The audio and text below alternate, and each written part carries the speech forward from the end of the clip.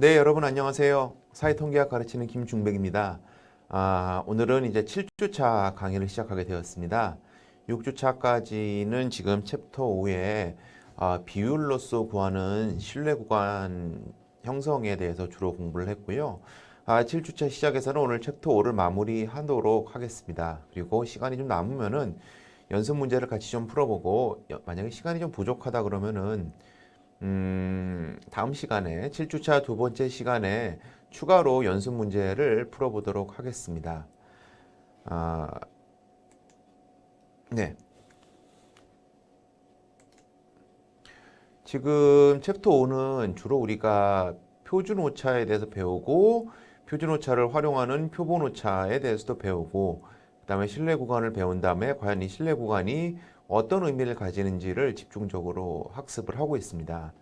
이 부분이 굉장히 중요한 의미를 가지는 게 결국은 우리가 통계학을 배우는 가장 큰 이유는 제가 여러 번 강조를 했지만 샘플을 통해서 어떻게 모집단의 모수를 추론할 수 있는지 즉 이 추론한다는 의미는 어떻게 우리가 발견한 샘플의 특징을 가지고 일반화를 시킬 수 있는지에 대한 내용이고요.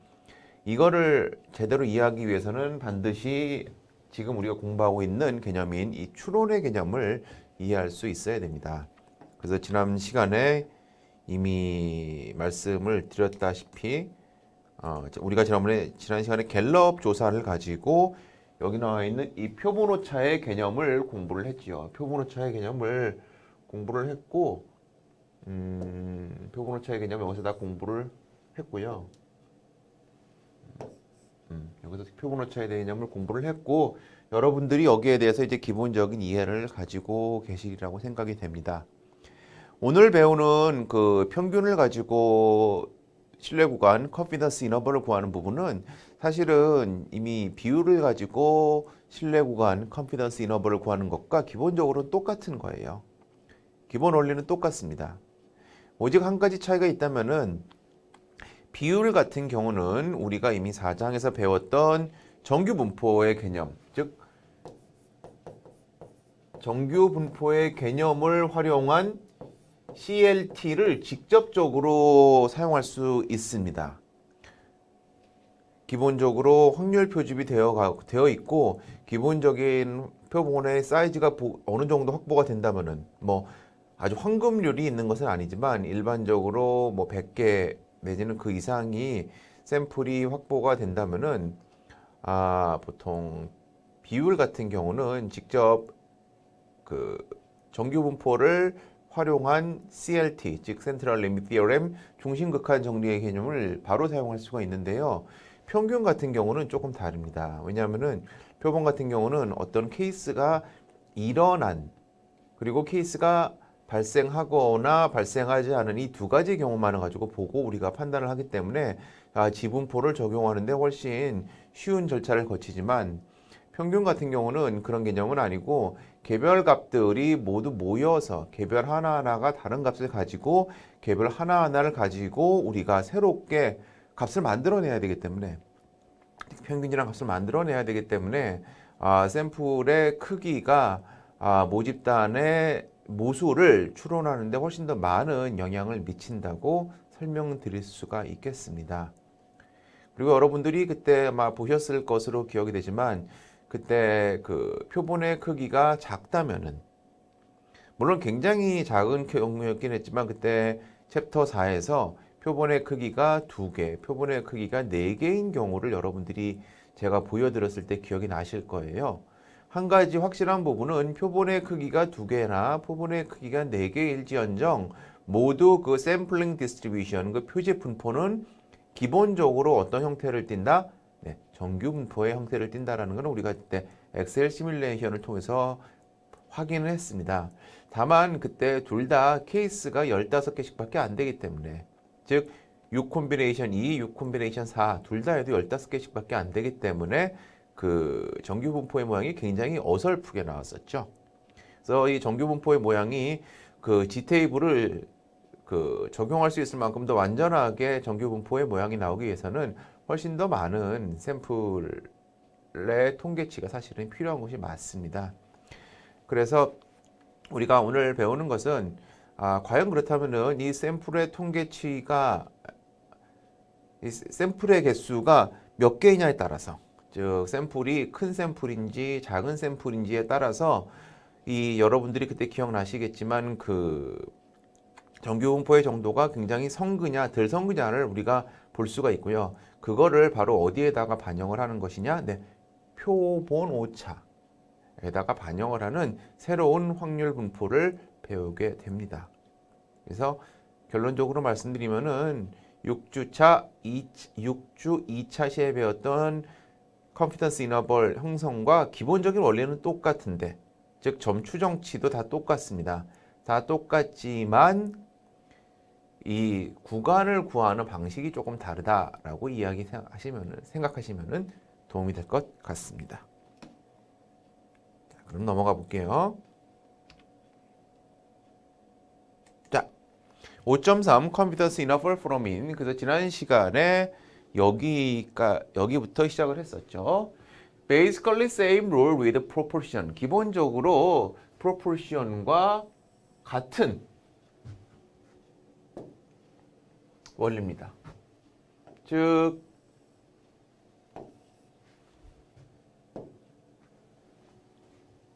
proportion과 같은 원리고요.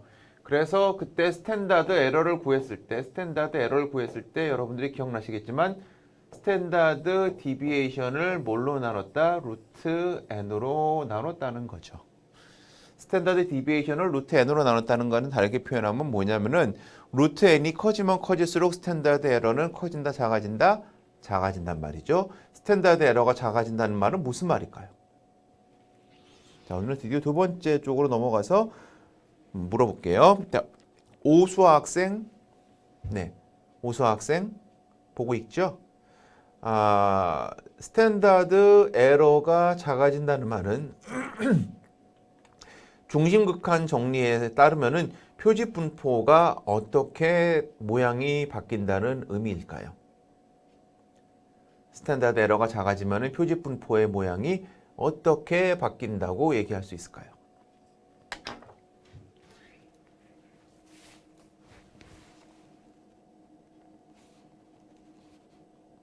네, 답을 얘기했죠? 네, 표준 오차가 작아지면은 샘플링 디스트리뷰션의 모양이, 즉 표집 분포의 모양이 더욱더 어디에 근접해 간다? 모수에 근접해 간다, 이런 의미죠. 즉 이 스탠다드 에러가 만약에 똑같은 샘플링 디스트리뷰션이 두 개가 있다고 가정했을 때, 이런 게 있고 이런 게 있다고 가정했을 때 스탠다드 에러 1, 스탠다드 에러 2라고 만약에 우리가 본다면은 스탠다드 에러 1이 클까요? 스탠다드 에러 2가 클까요? 스탠다드 에러 2가 크죠. 스탠다드 에러 2가 크다는 말은 무슨 말이냐면은 우리가 가지고 있는 샘플의 정보가 상대적으로 부족하기 때문에. 왜? 100개짜리 샘플을 뽑을 때에 우리가 그 샘플로서 얻을 수 있는 정보의 정확성이 1000개짜리 혹은 10,000개짜리로부터 뽑을 수 있는 정확성과는 차이가 있을 수밖에 없다는 거죠. 그때도 제가 여러 번 말씀드렸지만 이건 그냥 상식적인 얘기예요. 샘플이 크면 클수록 뭐에 가까워져요? 모수에 가까워지는 거죠. 모집단에 가까워지는 거죠. 그러니까 당연히 우리가 좀 더 정확한 정보를 얻게 되겠죠. 그렇죠? 자, 우리가 사회통계학을 듣는 60명의 평균 학점을 알고 싶어요. 60명의 평균 학점을 알고 싶은데 아무리 무작위로 뽑는다고 치더라도 이 중에 5명을 뽑았을 때의 평균 학점이 60명 전체의 평균 학점에 근접할 가능성이 높을까요? 아니면 20명을 뽑았을 때 평균 학점이 60명의 전체 평균 학점에 비슷할 가능성이 높을까요? 물론 아주 우연치 않게 5명의 평균 학점이 60명 전체의 평균 학점과 더 비슷하고 아주 우연치 않게 20명으로 뽑은 샘플의 평균 학점이 60명 전체의 평균 학점보다 더 많은 차이가 나올 가능성을 완벽하게 배제할 수는 없지만 그럼에도 불구하고 20명으로 뽑은 표본들의 평균 학점이 5명으로 뽑은 표본들의 평균 학점에 비해서는 모집단의 모수에 근접할 가능성이 크다는 거죠. 다시 볼게요.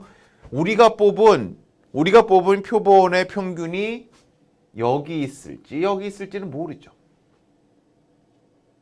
혹은 우리가 뽑은 표본의 평균이 요 그림 같은 경우 여기 있을지는 몰라요. 아무도 몰라죠. 이게 요거고 요게 요거일 때 우리가 뽑은 표본의 평균이 여기 있을 가능성이 있고 우리가 뽑은 표본의 평균이 여기 있을 수도 있죠. 근데 이건 제가 그림을 이렇게 그렸으니까 여러분들이 저럴 수도 있다고 생각하는데 실제로 우리는 알 수가 없어요. 왜 알 수가 없다? 우리는 이 정보가 없으니까. 그럼에도 불구하고 스탠다드 에러가 작으면은 우리가 뽑은 표본의 평균이 여기에 근접할 가능성이 높다, 낮다? 더 높은 거죠. 왜? 스탠다드 에러가 크면 이쪽이 두꺼워지고 그러면은 이 두꺼운 이 영역의 값들이 분포할 가능성이 더 얇은 부분. 한번 색깔로 한번 바꿔볼까요? 자, 요 부분. 얘보다는 파란색이 더 크기 때문이죠. 이해가시죠? 이해입니다. 네. 핫핑크는 좀 지워주도록 할게요.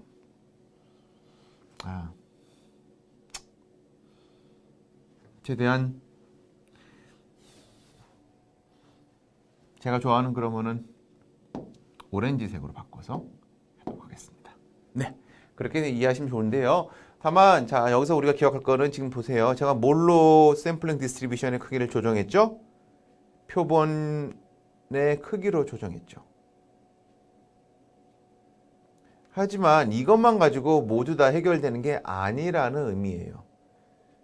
즉 표본의 개수가 작을 때 표준 오차가 커지는 것은 당연한 거지만 그거에 더해서 n이 예를 들어서 500개인 것과 n이 만약에 30개인 샘플을 각각 뽑았을 때 분명히 이 n이 500개인 샘플의 통계치가 n이 30개인 표본의 통계치보다 모수에 근접할 가능성은 높겠죠. 다르게 표현하면은 n이 500개짜리로 구성한 컨피던스 인터벌 안에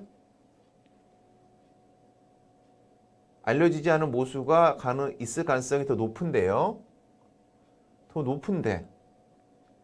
근데 다만 n이 500개일 때보다 n이 30개일 때의 컨피던스 인터벌은 더 넓을까요? 좁을까요? 오승록 학생, n이 500개일 때의 컨피던스 인터벌과 n이 30개일 때의 컨피던스 인터벌 중에 어떤 게 더 넓을까요? 네, n이 30개일 때가 더 넓죠. 왜냐하면 그만큼 우리가 확신할 수가 없으니까요. 그래서 그 부분을 표준 오차로도 우리가 반영을 하지만 여기 나와 있는 컨피던스 레벨 이 GS도 반영을 할 필요가 있다는 거예요. 어떤 경우에는 평균인 경우에는 뭐에는 해당이 안 된다? 비율에는 해당 안 된다. 비율은 그냥 우리가 G 테이블을 그냥 있는 그대로 쓰는 거고요. 평균은 그렇게 하지 않는다. 그렇게 여러분들이 이해하시면 될 것 같습니다. 그럼 요 뒷페이지로 넘어가도록 할게요. 지우고요.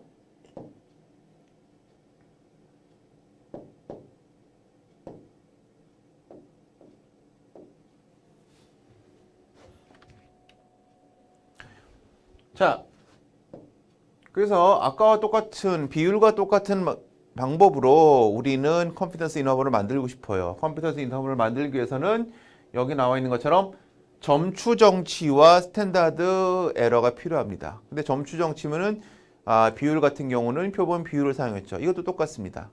점추정치, 즉 어찌 보면 너무 상식적인 이야기예요. 무슨 얘기냐면은 우리가 알고 싶은 것은 모수이고 모수가 위치할 것이라고 추정하는 구간이고 우리가 구하고 싶은 이 모수는 평균이죠.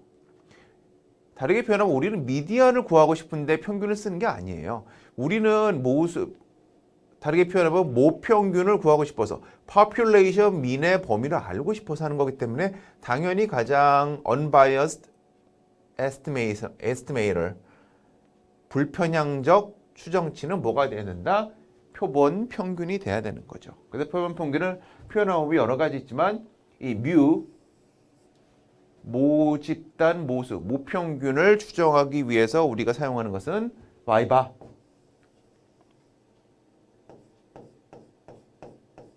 표본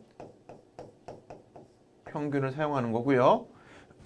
스탠다드 에러는 이렇게 되는 거죠. 똑같습니다. S가 표본 표준 편차, 샘플 스탠다드 디비에이션을 사용하는 거죠. 다음 밑에 있는 루트 n도 똑같습니다. 기본적으로는 똑같아요. 이렇게 구하는 거 똑같습니다. 기본적으로 똑같다 생각하시면 돼요. 그럼요. 다음 페이지를 볼까요? 자, 실제 한번 예를 보고 같이 한번 이야기를 해보도록 하겠습니다.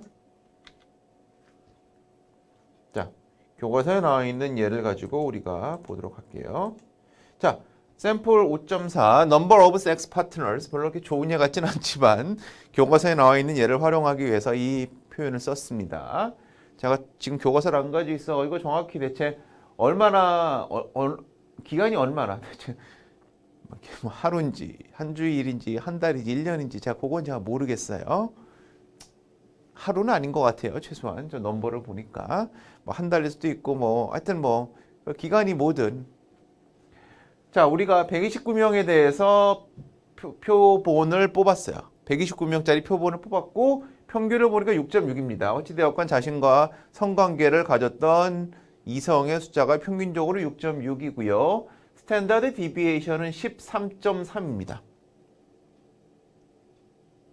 제가 과제 1에서 여러분들이 평균과 표준 편차를 자유적으로 구할 수 있다고 했죠. 이걸 보고 여러분들이 한번 감을 잡으시면 좋으실 것 같아요.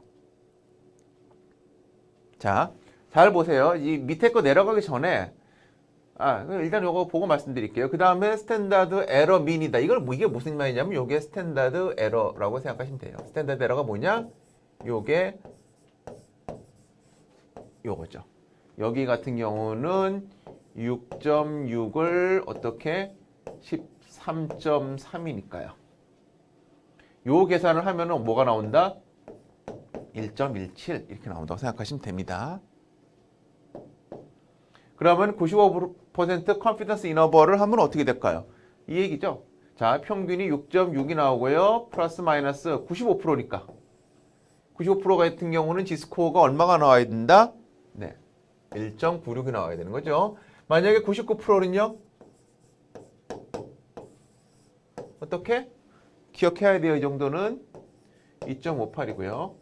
뭐 그런 바보 같은 짓은 안 하지만 97%가 있을까요? 97%?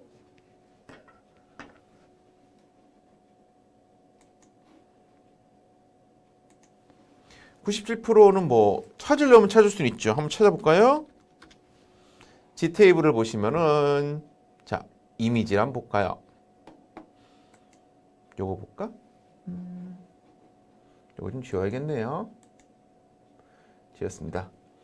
자, 생각해 보세요. 97%를 우리가 만약에 보고 싶다 그러면은 이 가운데 있는 게 90.097이죠. 그럼 양쪽 사이드에 있는 게 각각 얼마일까요? 양쪽 사이드에 있는 합이 0.03이죠. 0.03이고 0.03이면은 한쪽은 어떻게 되겠어요? 0.015죠. 그럼 어떻게 되냐? 0.015를 여기서 찾으면 되는 거예요. 자, 0.015가 어디 있을까요? 0.015가 여기 있네요. 여기. 아니다. 0.015죠? 죄송합니다. 여기 있네. 0.015. 보이세요? 여기 0.015가 보입니다. 아이고, 이게 잘 커서. 뭐네. 어찌됐건 여러분 G 테이블을 보시면은 여기에 0.015가 보여요. 즉 한쪽이 0.015인 거죠. 그럼 0.015를 쭉 얘는 왜 이러니? 네. 이게 이렇게 되는군요. 네. 그러면 이게 이렇게도 되겠네요, 잘하면. 오. 멋진데요? 제가 이게 이렇게까지 훌륭한지는 몰랐어요. 좋습니다. 자, 0.015가 여기 나와 있죠? 0.015. 나와 있으면은 위아래로 쭉 가면은 왼쪽으로는 어떻게 해요? 마이너스 2.1, 그 다음에 위로는 쭉 가면 0.7. 즉, 두 번 해야 되네요. 2.17인 거죠. 비록 우리가 시험을 안 봐서 이런 걸 문제를 내진 않지만 만약에 시험을 봤으면 저런 게 나올 수가 있을 거예요. 무슨 얘기냐? G테이블을 주고 97% 신뢰 구간을 구해봐라 라고 했겠죠.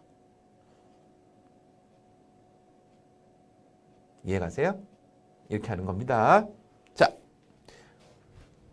어찌되었건 이거는 일단은 넘어가는 걸로 볼게요. 이거는 넘어가고 이게 두 번 눌러야 되네요. 이걸로는 좀 어렵다. 모두 표시는 없애버리고 다시 돌아가도록 하겠습니다. 자, 다시 이걸로 펜으로 돌아갈게요. 제가 아직도 좀 적응이 안 돼요. 펜으로 왔다 갔다 하는 게. 즉 6.6에서 플러스 마이너스 95%니까 1.96하고 여기다가 1.17을 곱한 거죠. 요게 어떻게 됐다? 4.4에서 8.8이 됐다라고 생각하시면 돼요. 그래서 첫 번째 문제 How do we get this CI, confidence interval? 이렇게 구했다. 두 번째 What is the meaning of this CI? 이건 무슨 말일까요? 우리가 129개짜리 샘플을 뽑는다고 가정했을 때 95%의 신뢰도로 모수가 우리가 129개짜리 샘플을 뽑을 때 모수가 저 안에 위치할 확률은 어떻게 된다? 95%라는 얘기죠. 다르게 표현하면요. 우리가 129개짜리 표본을 반복해서 모두 뽑았을 때 이 모집단에서 129개짜리 표본을 반복해서 모두 뽑았을 때 모수가 그 뽑은 전체에서 신뢰 구간 안에 들어가 있을 확률이 95%다. 그렇게 이해하시면 될 것 같아요. 자, if sample size increases, what happens? 샘플 사이즈가 increase 되면 어떻게 될까요? 만약에 샘플 사이즈가 129예요. 즉 13.3을 루트 129로 나눈 거예요. 129 루트면은 11이니까 뭐 한 11.5쯤 되겠네요, 대략. 근데 이게 129가 아니고 그냥 우리가 간단하게 해볼까요? 좀 간단하게 900. 왜 900을 하는지 아시겠죠? 계산하기 편하니까. 그럼 밑에가 30이 되고요. 그럼 30 이렇게 되면은 대략 뭐 13 나누기 30이니까 이건 대략 하면 0.4쯤 되겠네요. 대략 하면 0.4쯤 되겠네요. 즉 스탠다드 에러가 129에서 900으로 넘어가면은 스탠다드 에러가 그러니까 n이 129에서 900으로 넘어가면 스탠다드 에러가 1.17에서 어떻게 돼요? 0.4 정도로 줄어들었다는 이야기예요. 그럼 무슨 얘기일까요? 그럼 알려지지 않은 이 뮤를 중심으로 했었던 표집 분포가 129일 때는 이랬었는데 이게 n이 129예요. 근데 만약에 이게 n이 만약에 어떻게 900으로 되면 이렇게 된다. 이 의미죠. 이해 가시겠어요? 이 의미입니다. 네. 그다음에 if sample size decreases, what happens? 만약에 129가 아니고 좀 더 줄여볼까요? 만약에 129가 아니고 100이다. 그것도 계산하기 편하니까. 100이면은 10 나누고 이게 어떻게 1.17에서 1.33으로 커지겠네. 1.33으로 커지겠네. 1.33으로 커지면 어떻게 될까? 이거보다 129보다 더 넓어지는 거죠. 이렇게 더 넓어진 거지. 이렇게 더 넓어진 거예요. 뭐 제가 그림을 잘 못 그렸지만 다시 그려볼게요. 자, 129가 이 정도였으면은 이게 n이 129짜리고 이게 n이 100짜리다. 이렇게 생각하시면 돼요. 그 다음에 if larger confidence interval, 즉 95%가 아니고 99%가 된다. 그럼 이거 무슨 얘기겠어요? 다시 한번 해볼까요? 6.6 플러스 마이너스 2.58, 1.17. 그러면은 2.58 곱하기 1.17을 제가 계산해 볼게요. 제가 안타깝게도 저 정도가 암산이 될 만한 능력은 없는 것 같아요. 자, 2.58 곱하기 1.17은 3.02. 즉 6.6 플러스 6.6 플러스 마이너스 3.01이니까 3으로 할게요. 그러면은 한쪽은 9.6이고 그 다음에 3.6이죠. 3.6에서 9.6 사이 나의 평균적인 섹스 파트너의 숫자가 95%의 확률에서는 4.4에서 8.8이고 99%의 확률에서는 신뢰도에서는 3.6에서 9.6이죠. 그러니까 이 컨피던스 레벨이 커진다는 말은 첫 번째는 신뢰도는 높아지는 거예요. 왜냐하면은 우리가 모르는 모수가 위치할 것이라고 추정되는 구간이 조금 더 확실해지는 거죠. 즉 모수가 4.4에서 8.8 안에 위치할 것이라고 생각할 수 있는 신뢰 정도는 95%예요. 즉 샘플을 만약에 우리가 100개라고 하면 5개는 저 안에 위치 안 할 거라는 거죠. 근데 다르게 표현하면은 이 안에 위치할 확률은 99%예요. 샘플을 100개 뽑으면 99개는 저 안에 위치할 거란 거죠. 근데 여러분 제가 그때도 말씀드렸죠. 99%가 언제나 좋다고만 느낄 수는 없어요.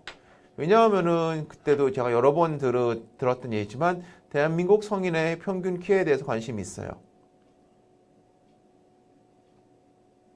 뭐 예를 들어서 대략 175쯤 된다면은 우리가 제일 원하는 거는 175가 실제로 맞는지 모르겠지만 예를 들어서 172에서 178 정도 사이에 있다라고 하는 건 어느 정도 의미가 있겠죠.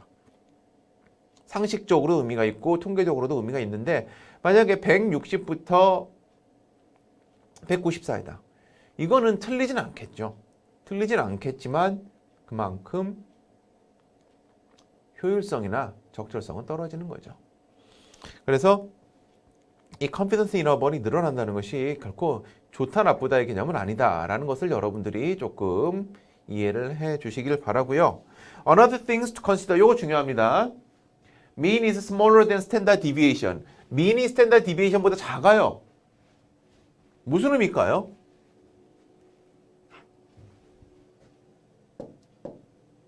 여러분들이 이거는 정말로 고민을 많이 해보실 필요가 있어요. 자, mean이 standard deviation보다 작아요. 어떤 의미일까? 오지현 학생, 무슨 의미일까? mean이 standard deviation 작다를 그러면은 분포의 측면에서 봤을 때는 무슨 의미일까?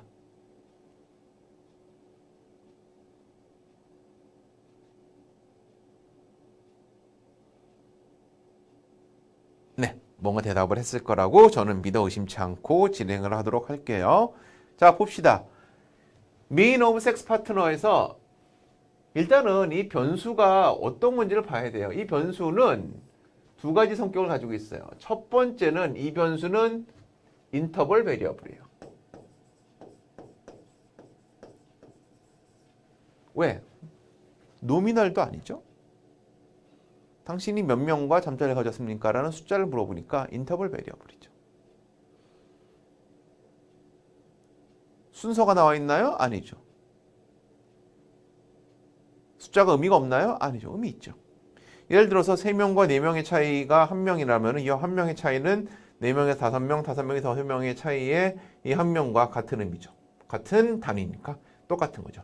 다만 여기서 보시기에 이거는 그러면은 discrete variable이냐 continuous variable이냐고 물어보면 이거는 뭐냐? discrete variable이죠. 인터벌이지만 discrete해요. 왜? 0.5명과 섹스할 수는 없으니까. 우리 여기서 뭐 너무 이 섹스에 너무 그렇게 우리가 디테일로 하지 맙시다.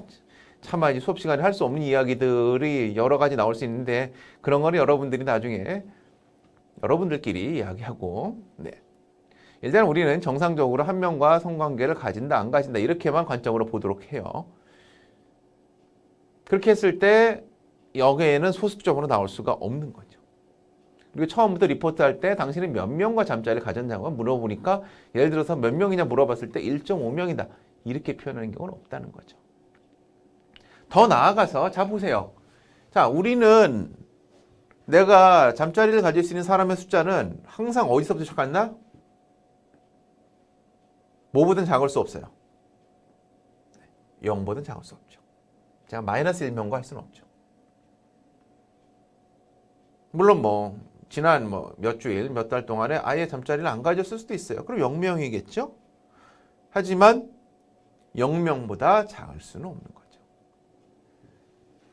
여러분들이 이 분포를 보고 평균과 스탠다드 디비에이션을 볼 때는 단순히 이거를 그렇게만 보는 것이 아니라 실질적으로 이 변수가 가지고 있는 available한 range를 반드시 고민을 하셔야 돼요. available한 range를 고민을 하시고 거기에 따라서 스탠다드 디비에이션을 추가로 생각을 하셔야 된다는 거죠. 즉, 그 얘기는 뭐냐? 실질적으로 우리가 엠피리컬 룰, 즉 민에서 플러스 마이너스 1 스탠다드 디비에이션의 68%가 존재하고 2 스탠다드 디비에이션의 95%, 3 스탠다드 디비에이션의 99%가 존재하는 소위 말하는 노멀 디스트리뷰션 개념이 여기서는 적용이 될 수가 있다 없다? 없죠. 왜? 만약에 6이 여기 있다고 했을 때 제일 작은 값은 얼마냐? 0밖에 될 수 없어요. 0보다 작은 값은 없죠. 근데 벌써 스탠다드 디비에이션이 13.3이죠. 즉 0과 6 사이의 스탠다드 디비에이션은 실제로 스탠다드 디비에이션의 0.5 정도밖에 안 되는 거예요. 그럼 무슨 얘기다? 네, 엄청난 사람이 있다는 얘기죠. 누굴지 모르겠어요. 누굴지 모르겠지만 엄청난 놈이 있다는 거죠. 그렇기 때문에 민에 비해서 스탠다드 디비에이션이 이렇게 큰 거예요. 그럼 우리는 뭘 알 수 있느냐? 이 변수가 가능한 바운더리를 먼저 생각을 해보고요.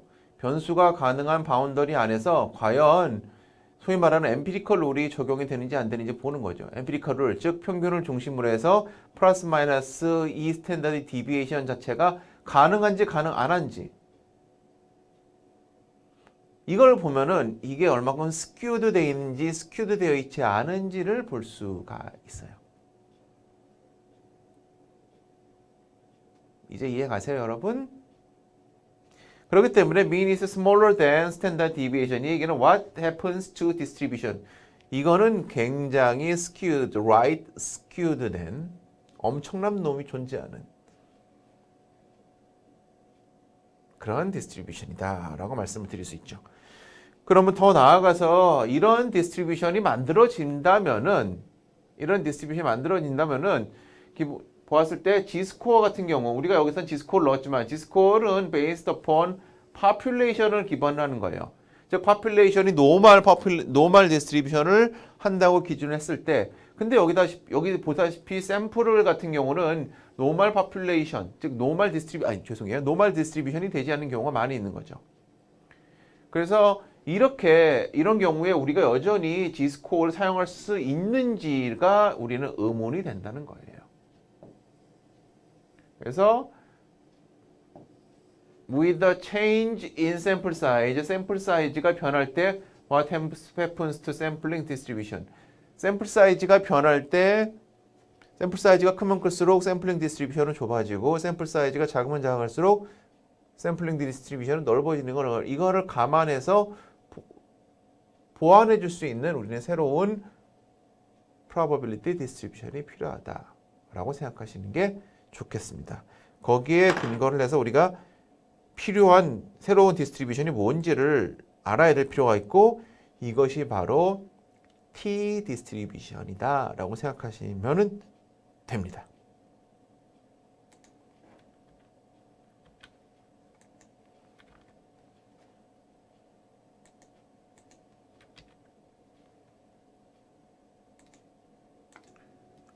네, 제가 잠깐 휴식을 취하고 시작을 다시 했습니다.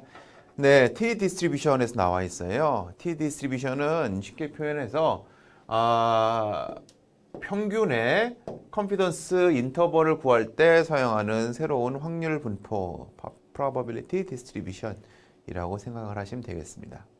그래서 반드시 기억해야 되는 게 여러분들이 이번 학기 물론 문제가 안 나와 있기 때문에 이번 학기는 문제를 풀지 않으니까 뭐 큰 상관은 없지만 그럼에도 불구하고 리포트를 쓰실 때 사용할 수 있기 때문에 반드시 처음에 알아두셔야 되는 것은 리포트를 쓰실 때도 마찬가지고 여러분들이 만약에 비율을 가지고 신뢰 공안을 구하거나 그 가설 검증을 한다 그러면은 G 디스트리뷰션을 사용하시는 거고요. 평균을 가지고 컨피던스 인터벌을 구하거나 가설 검정, hypothesis test를 할 경우에는 T 디스트리뷰션을 쓰신다 라고 생각하시면 될 것 같아요. 자, example 5.4 아까 본 거는 works fine with large n. 아까 n이 몇 개였죠? 129개였죠? 129개 정도의 크기에는 뭐 G 테이블과 그냥 써도 상관이 없어요. 다르게 표현하면은 나중에 보시면 아시겠지만 120개 좀 샘플이 정도 되면은요. G 테이블의 숫자와 T 테이블의 숫자가 똑같게 되기 때문에 큰 상관은 없습니다. 왜냐하면은 Standard deviation is a good estimate of theta. 즉 CLT가 적용될 수 있는 거죠. 그러나 for small n, 만약에 샘플 사이즈가 만약에 30개 정도 된다. 그러면은 이거를 우리가 가지고 있는 샘플 스탠다드 디비에이션이 갈 수 있는 에러의 정도가 훨씬 커진다는 거죠. 여기서 여러분들이 오해하지 않으셨으면 좋겠는 게 4장 맨 끝에 뭐가 돼 있냐면요. CLT를 설명하면서 일반적으로 n이 30개가 넘어가면 CLT를 적용할 수 있다라고 하는 부분이 맨 끝에 나와 있었을 거예요. 그래서 여러분들이 좀 오해하시는 게 표본의 개수가 30개가 넘으면 되는구나 라고 하는데 표본의 개수가 30개가 넘으면 될 수 있다는 말은 표본의 개수가 30개 정도가 넘으면 CLT의 성격을, CLT의 특징을 적용할 수 있다는 것이지 이것이 완전하다 그런 의미는 아니에요. 즉 CLT가 30개 정도 되면은 죄송해요. 표본의 크기가 30개 정도짜리가 되면은 CLT를 적용할 수 있지만 그럼에도 불구하고 이것만 가지고는 여전히 모자랄 수 있다는 거죠. 다르게 표현하면은 30개짜리 샘플의 스탠다드 디비에이션만 가지고는 모집단의 그러니까 샘플링 디스트리뷰션을 결정하는 스탠다드 에러를 완전하게 판단하기에는 조금 모자란 부분이 있다는 거예요. 그래서 우리가 그런 경우를 대비해서 샘플의 크기와 연계되는 T 테이블을 사용해야 한다. 이렇게 이해하시면 좋을 것 같아요. So if we are not sure population distribution is normal distribution. 그때 여러분이 기억나실지 모르겠지만 population distribution이 normal이면은 n이 30개보다 적더라도 샘플링 디스트리뷰션이 금방 노멀 디스트리뷰션의 형태를 띠게 돼서 노멀 디스트리뷰션의 성격을 사용할 수가 있는데 문제는 우리는 population distribution이 노멀 디스트리뷰션인지 알지를 못한다는 거죠. 못하기 때문에 we need to consider sample size to introduce extra error while using sample mean standard deviation to estimate parameter. 그래서 우리는 샘플 사이즈를 고려할 수밖에 없다는 거예요. 왜? 우리는 population distribution을 모르니까. In this case, error is seizable with small n. 그러니까 샘플의 크기가 작을 때는 표본 오차가 더 커질 수 있다는 거죠.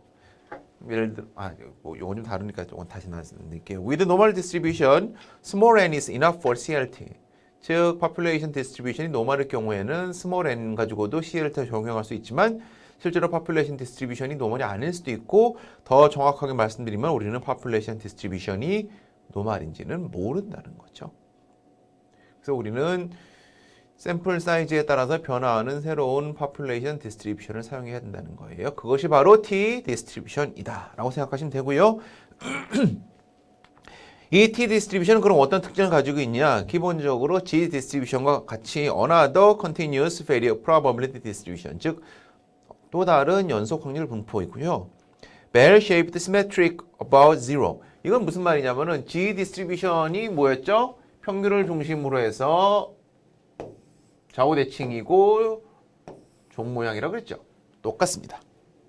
이것도 역시 좌우대칭이고 종 모양이에요. G distribution과 똑같죠.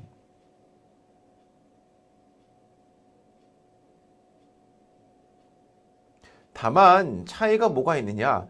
G 디스트리뷰션은요, 여러분, population을 기반으로 한 거기 때문에 population의 크기에 대한 고민이 없어요. 여러분들 G 디스트리뷰션 표를 보시면은 아시겠지만 다시 한번 가볼게요. G 디스트리뷰션의 표. 여기 나와 있듯이 이 G 디스트리뷰션의 표를 보시면은 여러분들은 뭐를 느끼실 수 있냐면은요.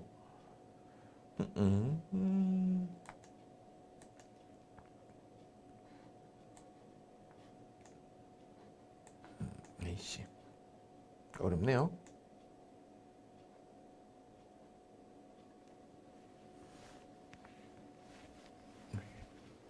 야, 아이.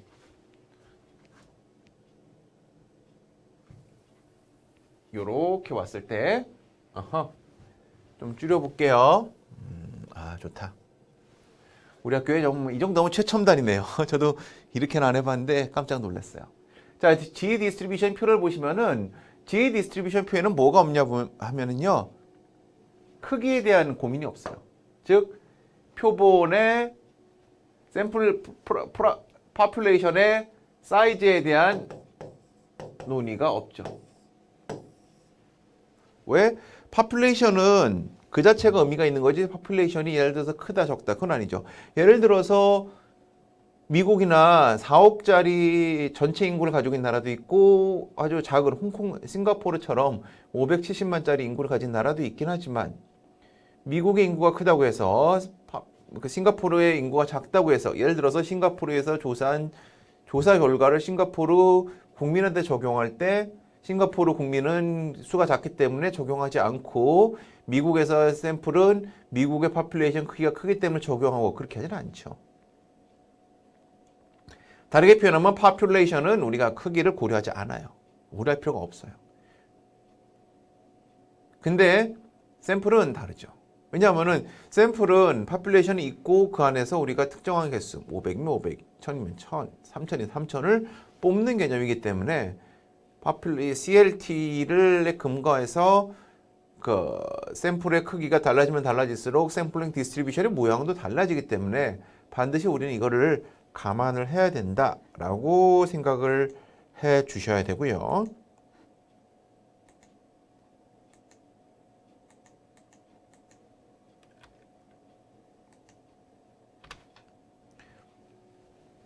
그래서 베이직 프로퍼티에서 기본 성격에 대해서 계속 하면은 기본적으로 스탠다드 디비에이션 of it larger than 1 이건 그렇게 중요하지 않아요. 여러분들 이거 모르셔도 돼요. 무슨 말이냐면은 스탠다드 디비에이션, 그러니까 스탠다드 노멀 디스트리뷰션에서는 저 스탠다드 디비에이션이 1인데 이거는 뭐 1보다 크다라고 하는데 사실 그건 그렇게 중요하지 않아요. 제일 중요한 건 뭐냐면요. 제일 중요한 거는 정확한 모양은 뭐에 기반하냐면은 degrees of freedom. 굉장히 많이 나오는 표현이죠. 우리나라 표현으로는 자유도라는 것을 사용을 해요. 이 자유도는 뭐냐면은 우리가 정확하게 어떤 T 디스트리뷰션을 사용해야 되느냐라는 것을 결정해주는 크기예요. 그럼 이 크기는 뭐에 비례하느냐? 아니, 뭐와 연계되어 있느냐? 샘플의 크기와 연계되어 있죠.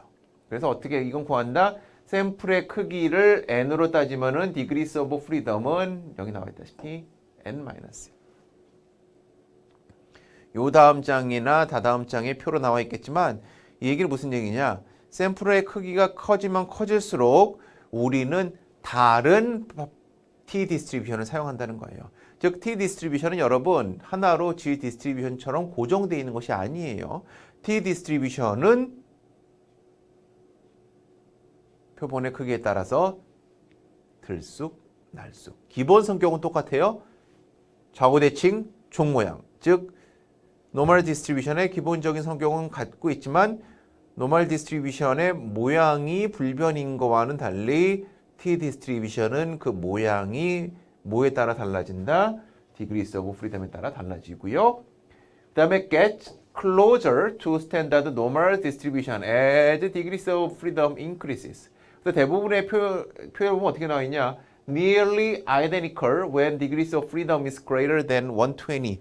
즉 자유도가 120보다 클 때, 뭐 물론 121은 되고 122는 되고 120은 되냐 안 되냐 이렇게 정확하게 우리가 말하기는 어려워요. 왜냐하면 이따가 표를 보시면 아시겠지만 굉장히 이렇게 하나하나 다 나와 있는 건 아니에요. 대부분 그래서 T 디스트리뷰션의 정확한 값을 계산하는 것은 컴퓨터가 대신해 줍니다. 그럼에도 불구하고 교육적인 의미에서 대표적인 크기들만 몇 개 나와 있는데 우리는 그것만 보고 일단은 이해하도록 노력할 거예요. 근데 중요한 건 뭐냐? Nearly identical when degrees of freedom 120. 즉 아주 산술적으로 보더라도 121개보다 큰 샘플이 probability 샘플링, 확률 표집으로 만약에 뽑아진다면은 저건 무슨 얘기냐? G 테이블과 T 테이블은 identical, 같게 된다는 의미죠. 이건 다른 표현은 뭐냐면은 우리가 확률 표집으로 120개 이상의 표본을 만약에 모을 수만 있다면은 population distribution이 노멀이건 아니건 관계없이 무슨 성격을 적용할 수 있다?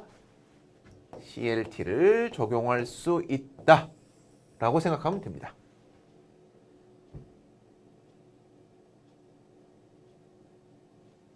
그래서 CI for man has margin of error. 이건 똑같은 개념이에요. 다 똑같아요. 뭘 똑같냐? 자, confidence interval 구할 때 플러스 마이너스 G에서 스탠다드 에러 했었죠? 기억나시죠? 근데 이 G를 뭘로 바꾼다? 네, T 스코어로 바꾼다. 이것만 차이가 있는 거예요. G를 T 스코어로 바꾼다. 기본적으로는 똑같습니다. 그런데 이 T 스코어도 만약에 n이 일반적으로 120보다 크면, 즉 120개짜리보다 큰 샘플을 사용하게 되면 저 T는 어떻게 된다? T는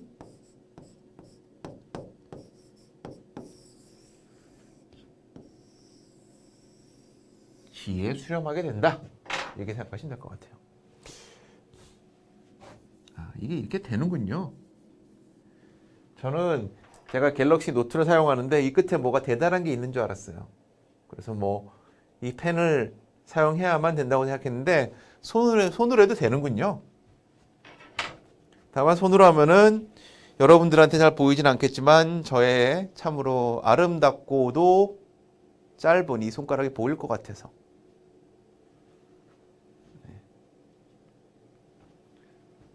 조금 더 폼나게 이걸 사용하긴 하겠어요. 그리고 혹시라도 손가락을 사용하다가 저도 모르게 가운데 손가락이 올라올 수도 있기 때문에 괜히 오해를 사지 않고, 그러다 또 여러분들이 이거 동영상으로 또 짤로 올릴 거 아니야. 야, 조 교수 갑자기 수업 시간에 욕한다.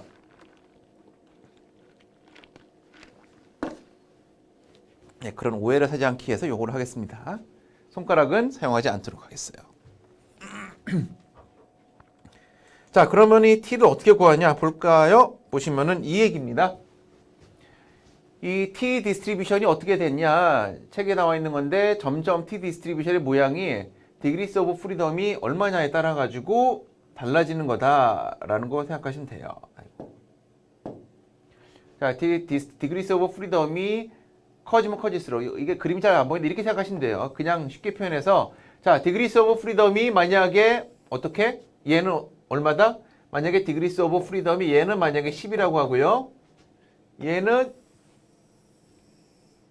얼마다? 디그리스 오브 프리덤이 만약에 150이라고 할게요. 그럼 이렇게 된다 이 얘기예요. 간단하게 표현해서. 그리고 150쯤 되면은 이거는 뭐랑 같아진다? G랑 같아진다는 거죠. 그럼 잘 보세요, 여러분. 잘 보세요. 자, 이렇게 했을 때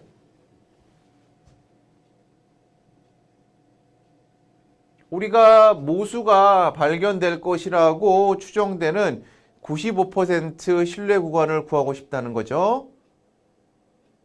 그럼 만약에 자, 디그리스 오브 프리덤은 150일 때 여기서부터 여기까지를 그럼 1.96이겠죠. 95%니까 1.96이죠. 그러면 요 노란색이 크기가 얼마다? 요게 1.96이에요. 그러면 디그리스 오브 프리덤이 10일 때, 10일 때 똑같은 95%를 구하고 싶어요. 저 노란색과 똑같은 면적을 구하고 싶어요. 그러면 이 숫자가 1.96보다 클까요? 작을까요? 유수경 학생, 아주 똘망똘망한 사진을 찍어놨어요. 제가 차마 보여드리진 않겠지만 유수경 학생. 자, 똑같은 95%의 영역을 표시하기 위해서 만약에 degrees of freedom이 150일 때는 G테이블과 같기 때문에 1.96으로 했어요. 근데 만약에 degrees of freedom이 10이라면은 모양이 이렇게 된다고 요거까지 이해가 가셨을 거고요. 그러면은 똑같은 저 shaded area의 0.95를 이 degrees of freedom이 10일 때 하려면은 그 숫자는 1.96보다 커질까요? 작아질까요? 하나, 둘, 셋. 커지죠. 왜 커지냐? 왜냐하면 만약에 색깔을 바꿔볼까요? 색깔을 바꿔서 이번에 요걸 해볼게요. 만약에 똑같은 1.96을 해요. 그럼 얘는 요만큼이 크겠네? 그쵸? 요만큼이 크기죠. 그럼 딱 눈으로 봤을 때 여러분 벌써 파란색으로 칠한 부분이 보이세요? 파란색으로 칠한 부분이 노란색으로 칠한 부분보다 커요, 작아요? 작죠. 정확히 얼마인지 모르겠지만 똑같은 1.96만 해가지고는 0.95가 안 나와요. 왜 안 나올까요? 10개짜리 샘플을 가지고는 10개짜리 샘플에서 나오는 스탠다드 디비에이션만 가지고는 모수를 G테이블과 똑같이 추정하기가 어려워서 그래요. 다르게 표현하면은 G테이블이라는 얘기는 population distribution이 노멀이라는 것을 가정을 하고 우리가 하는 것인데 우리는 표보를 사용하기 때문에 population distribution이 노멀인지 알 수가 없잖아요. 그리고 population distribution이 만약에 노멀이 아닌 경우에는 n의 개수가 굉장히 작을 때는 샘플링 디스트리뷰션이 노멀 디스트리뷰션과 조금 다른 형태가 나온다고 우리가 4장 끝에 배웠다는 말이죠. 그러면 이거를 반영하기 위해서는 1.96보다 더 큰, 뭐 정확히 어떻게 되는지 모르겠어요. 한 여기가 막 2.3 정도 해볼까요? 뭐 이럴 수도 있고 아닐 수도 있어요. 이건 마이너스 2.3이죠. 그러니까 여기까지는 다 에이리어를 다 해야만, 이 파란색이 여기까지는 다 가야만, 즉 이 파란색의 에이리어가 잘 보이게 좀 꼼꼼하게 해볼게요. 제가 이 파란색의 에이리어가 돼야만 이 0.95가 된다는 거죠.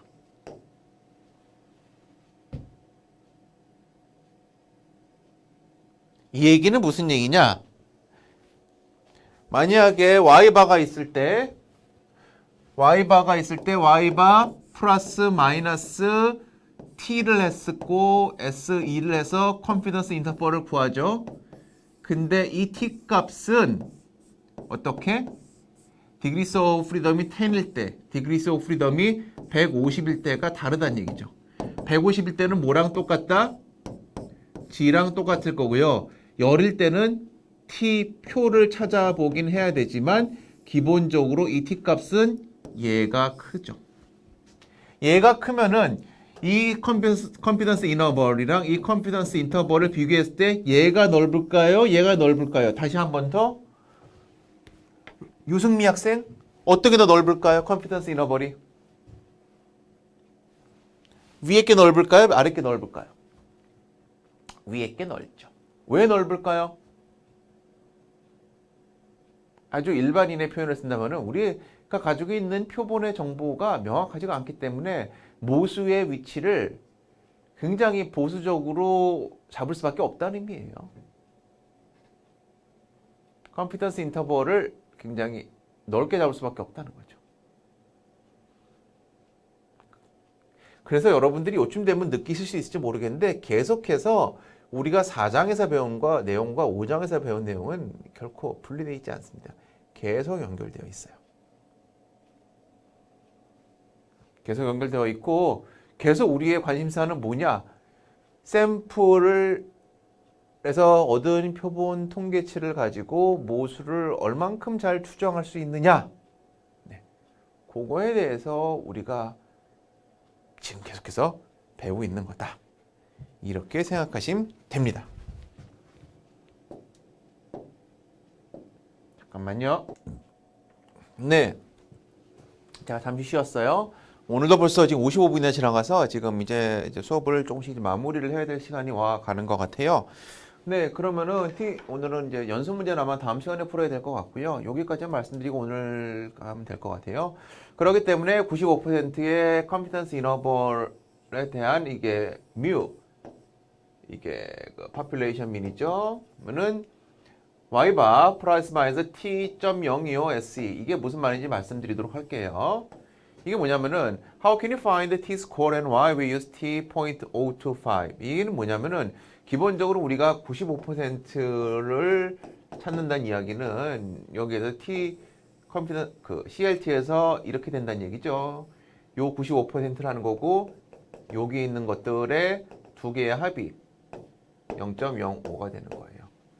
그래서 왜 이 t 0.025가 되냐면은 나중에 실제로 보시면 아시겠지만 t 테이블이 양쪽이 다 나와 있는 게 아니라 이쪽에 한쪽만 나와 있어서 그래요. 한쪽만. 그래서 우리가 95%를 하면은 0.025를 찾아야 되는 거고요. 만약에 우리가 99%를 해야 된다. 그러면 양쪽에 남는 부분이 0.01이니까 0.01의 절반인 0.005를 찾아야 된다. 이렇게 생각하시면 돼요. 근데 처음에 우리는 해야 되는 거는 find the t-table with degrees of freedom. 처음에 우리는 먼저 degrees of freedom을 가지고 t-table을 찾고요. 그 다음에 select the confidence interval. 우리가 95% 할지 99% 할지 본 다음에 그 다음에 찾으면 됩니다. 우리는 이번 학기에는 따로 계산 문제로서 시험을 보지는 않을 거기 때문에 이 밑에 나와 있는 건 너무 고민하지 않으셔도 돼요. 왜냐하면 결국은 G테이블과 달리 T테이블 같은 경우는 너무나도 복잡하기 때문에 아마 여러분들 교과서에 맨 뒤에 나와 있는 부분은 일부만 나와 있어요. 일부만 나와 있기 때문에 일단은 제가 수업 시간에 말씀드릴 때는 거기에 해당돼서 우리 여러분들이 직관적으로 이해할 수 있는 부분만 말씀을 드리도록 하겠습니다. 그 다음 페이지 넘어갈게요. 자, 그래서 실제로 T테이블, 이건 G테이블이 이렇게 나와 있죠, 여러분. G테이블은 그렇게 아까 본 것처럼 나와 있기 때문에 만약에 G테이블에서 95%를 찾는다 그러면은 0.025가 돼야 되는 거고요. 0.025가 돼야 되는 게 어디 있냐? 여기 있죠. 0.025. 0.025가 있으니까 1로 가면은 1.9 0.025니까 여기로 가면은 1.9 위로 가면은 0.06이기 때문에 1.96이 된다. 이렇게 생각하시면 돼요. 근데 문제는 T테이블은 이렇게 안 생겼다는 거죠. 조금 다르게 생겼어요. 이 자식은. 이렇게 생겼다는 거죠. 그래서 다 나오기가 힘들어서 지금 두 군데로 나눴어요. 자, T테이블은 여러분들 책에 보시면은 이렇게 나와 있어요. 그래서 여러분들이 처음부터 하셔야 되는 건 첫 번째 find degrees of freedom first. 즉 여러분들의 degrees of freedom을 처음에 일단은 찾아야 된다는 거죠.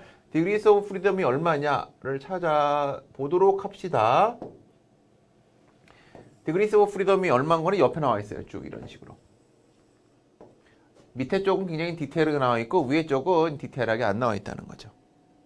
그래서 아까 봤다시피 만약에 degrees of freedom을 열인 걸로 한번 찾아볼게요. degrees of freedom 열이에요. 즉 한마디로 샘플 케이스가 11개짜리죠. 즉 y바 플러스 마이너스 t 요거는 우리가 결정 안 했고요. 그 다음에 곱하기 스탠다드 에러예요. 이랬을 때 요거를 처음에 degrees of freedom 찾았을 때 우리가 degrees of freedom을 지금 10이라고 볼게요. 즉 샘플의 개수는 11개야. 그 다음에 우리는 그 다음에 체크 컨피던스 인터벌 신뢰 구간을 결정하는 거죠. 이건 우리가 결정하는 거예요. 그러면 우리가 몇 프로를 하고 싶어요? 만약에 95%를 한다고 할까요? 95%를 하면은 여기 있는 요 크기와 여기에 보이진 않지만 똑같은 여기 나와 있는 요 크기의 합이 어떻게 된다? 0.05가 돼야 되는 거죠. 그러면 여기 있는 크기는 뭐예요? 0.025죠. 그럼 여기 보시면 right t-tail probability라고 했을 때 0.025 요걸 찾으시면 되는 거예요. 그리고 여기는 또 confidence interval 95%라고 친절하게 나와 있죠. 참고로 99% 같은 경우는 0.005를 찾으시고 90% 같은 경우는 0.05를 찾으시면 돼요. 그래서 쭉 가볼까요? 밑으로 쭉 내려와 보죠. 그러면은 여기에 맞추고 쭉 여기에 맞추고 쭉 하면은 이 값이 나오죠. 이거를 조금 더 여러분께 보기 좋게 해드릴게요. 오케이. 오케이. 아이고, 요걸 좀 무시해 버리고요. 자, 다시 한번 보면은 좀 더 크게. 좋다. 보이시죠, 뒤에? 잘 보이시죠? 자, 디그리스 오브 프리덤이 열일 때 95%니까 이렇게 하니까 2.228이 나오죠. 이상하다? 나는 95% 했는데 95%를 G에서 찾았을 때는 얼마가 나왔었죠? 1.96이 나왔죠.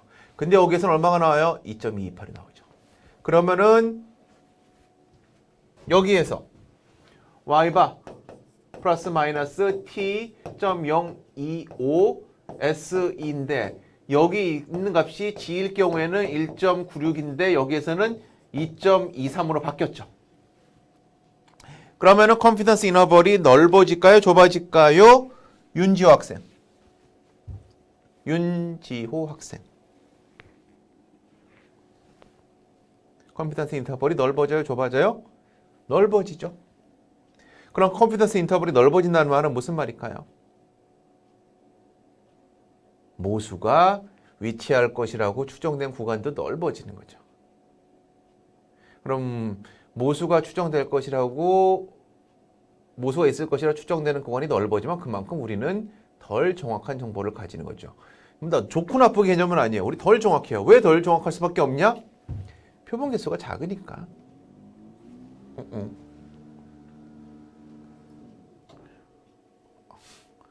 이건 또 뭔가요?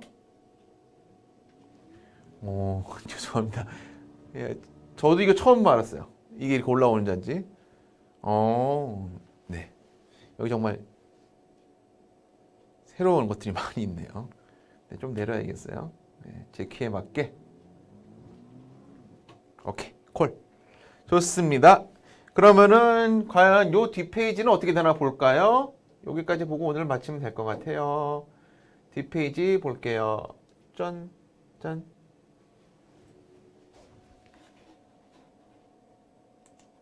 자, 뒷페이지. 자, 뒷페이지 봅니다. 뒷페이지 보면은 자, 뒷페이지 보았어요. 뒷페이지 보았을 때 똑같은 95%라고 했을 때 일단은 여기에는 T테이블이니까 그렇게 디테일하게는 안 나와 있어요. 책에 나와 있는 건 디테일 안 나왔는데 일반적으로 120이 넘는다고 가정했을 때 여기 나와 있는 이 값을 볼까요? 이 값은 얼마예요? 똑같은 95%일 때 어떻게 돼 있냐? 네. 1.96이 돼 있죠. 이거는 뭐랑 똑같다? G테이블과 똑같다. 이해 가시죠? 이런 의미라고 생각을 하시면 됩니다. 그래서 제가 뒷페이지 한번 볼게요.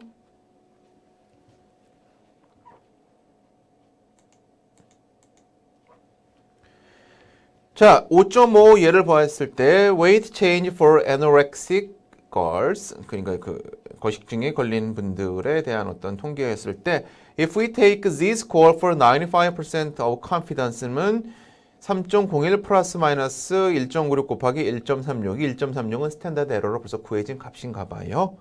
근데 how do we can 그냥 이렇게 쓰면 좀 그렇죠. 여기 apply라가 들어가야 되는데 적용하다. 디그리스 오브 프리덤이 만약에 28개라고 했을 때 디그리스 오브 프리덤이 28개면은 아까 여기 나와 있었을 때 볼까요? 28개가 있나? 여기 있네요. 28개라고 했을 때 즉 샘플의 개수는 29개죠. 28개고 95%를 쭉 가면은 2.048이죠. 1.9이 아니고 2.048이에요. 그러니까 confidence interval은 넓어지죠. T-score is larger than G-score. What this means? 기본적으로 샘플의 사이즈를 고려하기 때문에 그런 거고 샘플의 사이즈가 일반적으로 120보다 넘으면 G스코어와 똑같은 값이 나온다고 생각하시면 될 것 같아요. 그 다음에 change confidence interval을 99%로 하면 어떻게 되냐? confidence interval은 넓어지겠죠. If we assume that same mean and same standard deviation but n increases to 120, what happens? 역시 스탠다드 에러는 그러면 작아질까요? 커질까요? 다 똑같아요. 샘플이 28개에서 스탠다드 에러가 120개로 올라가면은 만약에 스탠다드 디비에이션이 똑같다고 가정하면은 어떻게 될까요? 스탠다드 에러는 작아지겠죠. 스탠다드 에러는 작아지고 우리는 t 대신 t 값을 사용하지만 결국은 이 t 값은 뭐랑 똑같은 값이 된다? 네, g 값과 똑같은 값이 된다. 다음 페이지. 로버스티니스, 이거 조금 어려운 표현인데 강건함이라고 표현하는데요. 이건 쉽게 표현해서 what this meaning, 무슨 말이냐면은 그러니까 population distribution이 노말이건 아니건 관계없이 우리는 이거를 충분히 보정할 수 있는 장치를 가지고 있다는 얘기예요. 왜냐하면 population distribution이 노말이 아니면은 small n 가지고 CLT를 적용하는 것이 어렵지만 population distribution이 노말이건 노말 아니건 관계없이 우리는 적용할 수 있어요. 왜? 우리는 샘플의 숫자가 작으면 그만큼 넓은 컨피던스 인터벌을 제공해주는 T 테이블을 사용하니까 이건 사용할 수 있다. 그 얘기예요. 마지막에 한번 있다. Choosing the sample size. Choosing the sample size는 실질적으로는 별 큰 의미는 없어요. 왜 의미가 없냐면은 이건 어떤 의미냐면은 우리가 먼저 오차 범위, 표본 오차를 정해놓고 이 표본 오차에 따라서 샘플 사이즈를 찾아내는 개념인데 교과서에 나오기 때문에 제가 말씀을 드리지만 이런 경우는 없어요. 없다기보다는 이런 경우는 주로 하지 않습니다. 무슨 얘기냐면은 우리는 표본 오차를 3% 정도로 만들고 싶어. 그러면 과연 n이 몇 개가 필요하냐? 이런 경우는 거의 없어요. 대부분 n을 먼저 구할 수 있는 거를 구해놓고 그 다음에 이거에 따르면 표본 오차가 얼마쯤 되겠다라고 할 수 있는 거죠. 우리가 그때 보았다시피 3.1% 플러스 마이너스 할 때 1000명이었죠. 그럼 이렇게 구한다는 의미예요. 0.03 이퀄 1.96 곱하기 루트 파이 1 마이너스 파이 나누기 n 했을 때 뭐 여기에는 지금 여러 가지로 나올 수 있지만 여기 보시다시피 이런 식으로 0.03인데 0.031을 해서 하면은 결국은 여기 보시다시피 1067이 나온다 라고 말씀을 드릴 수가 있는 거예요. 즉 n은 이 계산을 거꾸로 하면은 1067이 나온다. 즉 1000명 정도 하면은 3.1% 정도의 표본 오차가 나올 수 있게 할 수 있고요. 근데 그렇게 계산하면 되는 건데 사실 이거는 그렇게 중요하지 않고요. 이 부분도 그렇게 중요하지 않습니다. 여러분들이 너무 이렇게 이 부분을 고민하지 마시고 반대로 우리가 알아야 되는 게 뭐냐면은 표본의 크기가 달라지면 달라질수록 표본 오차가 얼마큼 달라지냐 그것만 여러분들은 관심을 가지고 보시면 됩니다. 네, 오늘 생각보다 좀 길어졌는데요. 여기까지 해서 5장의 컨피던스 인터벌 부분을 마치고요. 아마 여기까지 공부를 하셨으면은 1차 보고서를 작성하시는 데에는 문제가 없을 겁니다. 다음 시간에는 4장과 5장의 연습 문제 중에서 중요한 부분을 풀면서 같이 복습을 하려고 그래요. 한 가지 마지막으로 수업 끝나기 전에 말씀을 드릴 게 있는데 여러분들이 이 클래스에 들어가면은 강의 콘텐츠가 있고 이 강의 콘텐츠에 보시면은 제가 거기도 말씀드렸지만 여기 보시면 아그레스티 5th 에디션 챕터 3, 챕터 4 이렇게 나와 있어요. 이 얘기는 뭐냐면은 혹시라도 3판이나 4판을 가지고 공부하시는 분들을 위해서 5판, 우리가 현재 교재를 쓰고 있는 5판의 연습 문제 부분만 스캔을 해서 올렸어요.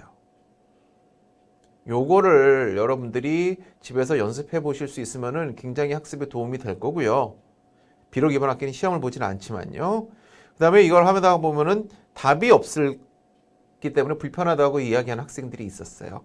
그래서 제가 여기 보시면은 파일에 열면은 아그레스티 답안지를 올려놨습니다. 1장부터 9장까지 올려놨어요. 이걸 보시고 여러분들이 답안지를 보고 필요한 문제들을 풀어보시는 게 좋을 것 같고요. 모든 문제를 다 풀어보실 필요는 없어요. 솔직히 말씀드리면 저도 모든 문제를 다 풀 수 있을지에 대해서는 저도 때로는 못 푸는 문제도 있고 제가 일부러 너무 어렵기 때문에 스킵한 수업 시간에 설명을 안 해드린 부분도 있습니다. 그래서 주로 이제 제가 풀어야 되는 문제를 4장, 5장 같은 경우는 여러분께 문제 번호를 말씀드리면서 다음 시간에 같이 풀도록 할 테니까 그거 위주로만 푸셔도 여러분들은 문제는 없을 거라고 생각이 됩니다. 네, 오늘 장시간 동안 수고 많이 하셨고 7주의 1차 시 강의는 여기까지 마치도록 하겠습니다. 네, 고맙습니다.